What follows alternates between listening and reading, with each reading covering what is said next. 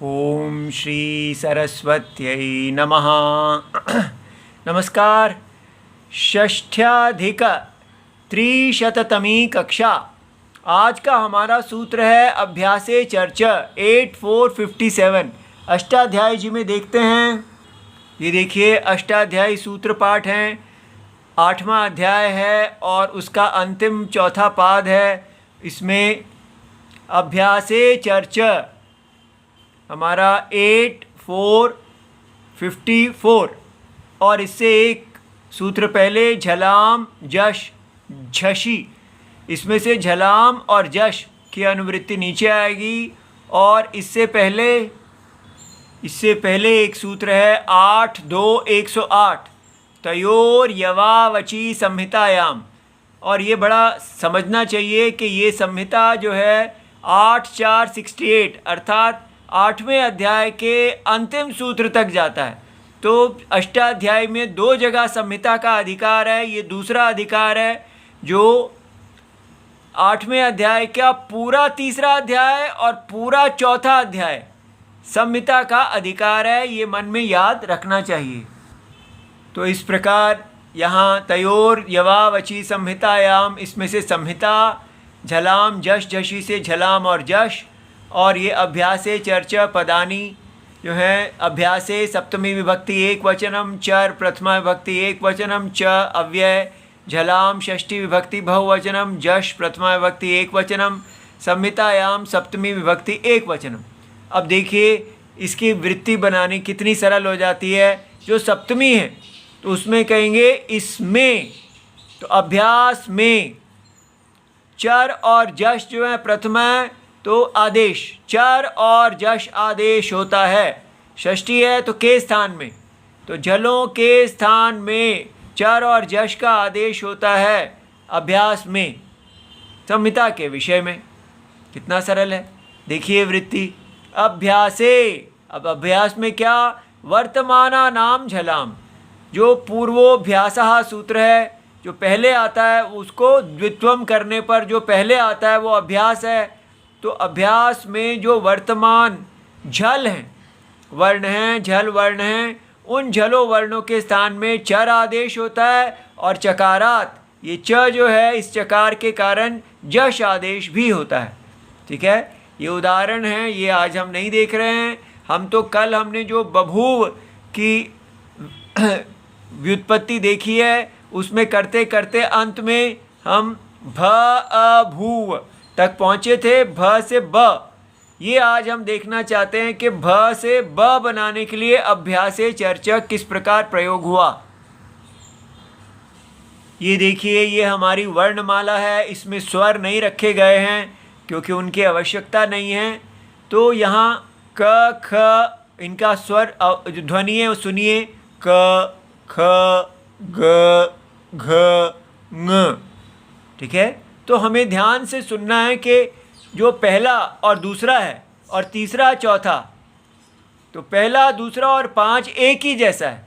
कैसे, तो इनका जो गुण कहा गया है वो है विवार, श्वास और अघोष। पहला दूसरा और ये जो 5वां है इनका विवार, श्वास और अघोष है। और श श स इसका भी। और जो तीसरा और चौथा स्तंभ है ग घ और ह, इसका एक प्रकार का संवार, नाद और घोष कहा गया है। इसको जब हम समझ लेंगे तो हमें अच्छी तरह समझ में आ जाएगा। कैसे, देखिए ये सारे बाह्य प्रयत्न हैं। बाह्य प्रयत्न और अंतर प्रयत्न 2 प्रकार के प्रयत्न कहे जाते हैं। जो प्रयत्न मुख के अंदर होते हैं उनको अंतर प्रयत्न कहते हैं। तो संवार जो है वो क्या है, गल बिलस्य संकोचात संवारः। तो गल का जो छिद्र है, गले का जो छिद्र है, वहाँ पर एक स्वर यंत्र होता है जो कभी इस प्रकार खुल जाता है और कभी इस प्रकार संकुचित हो जाता है। तो इस प्रकार जब वो संकुचित होता है तो जो वर्ण धर्म उत्पन्न होता है उसको संवार कहते हैं। हवा नीचे से आ रही है, वायु नीचे से आ रही है और वो जब वो इस संकुचित बिल के अंदर से वायु निकलेगी बाहर, तो उसको वो उसमें वर्ण के जो ध्वनि निकलेगी, उस ध्वनि के अंदर एक वर्ण गुण आ जाएगा। उस गुण को, उस धर्म को संवार कहते हैं। और वो जब संवार निकलेगा तो उससे क्या होगा?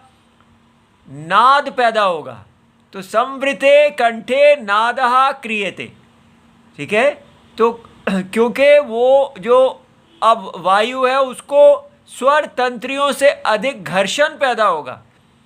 तो घर्षण पैदा होने से वो जब वो रगड़ खाएंगी तो वो उससे जो वायु है उसके अंदर और जैसी ध्वनि निकलेगी उसको नाद कहते हैं। और नाद के कारण ये घोष पैदा होगा। घोष जो है वो बड़ा स्पष्ट होता है, जैसे कहते हैं उसने घोष किया। घोष माने बड़ा स्पष्ट तीखी ध्वनि जो दूर तक जाती है।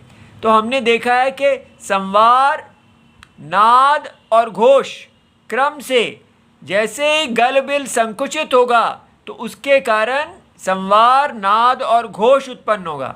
और वही गलबिल जब विकासात, उसका विकास हो जाएगा, खुल जाएगा, तो जो वायु है उसको, उसमें ज़्यादा अधिक श्वास आएगा और वो विवृते श्वासः, तो इसलिए उसमें नाद नहीं आएगा।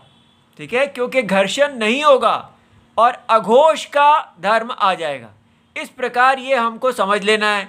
एक बार ये हम समझ लेते हैं तो अब हम इसको उच्चारण करके देखें क्या ऐसा हो रहा है। देखिए, क क क, तो आप अपने अंदर गले में देखिए कि क्या गला खुल रहा है, विवार की स्थिति है और जो प्राण हैं वो आराम से आ रहे हैं।